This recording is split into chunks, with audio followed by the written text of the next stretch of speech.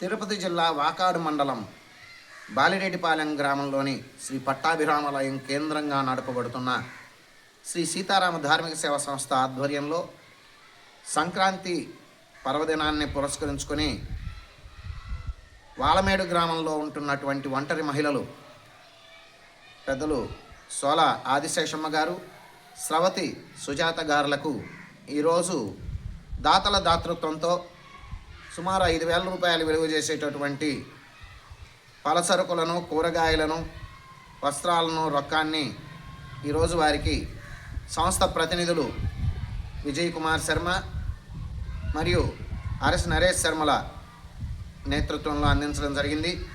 ఈ సందర్భంగా దాతలకు హృదయపూర్వక ధన్యవాదాలు సంస్థ తరఫున తెలియజేస్తున్నాం. విశ్రాంత ఉపాధ్యాయులు పేరు వెల్లడించడానికి ఇష్టపడలేదు. వారికి భగవంతుడి పరిపూర్ణ కరుణాకటాక్షాలు ఉండాలని చెప్పి మనస్ఫూర్తిగా కోరుకుంటూ ఉన్నాం. ఇలానే దాతల దాతృత్వంతో మరిన్ని కార్యక్రమాలు చేయడానికి మేము మా సంస్థ ప్రతినిధులము ఎప్పుడు ఎల్లవెల్లా సిద్ధంగా ఉన్నామని తెలియజేస్తున్నాం. జై శ్రీరామ్.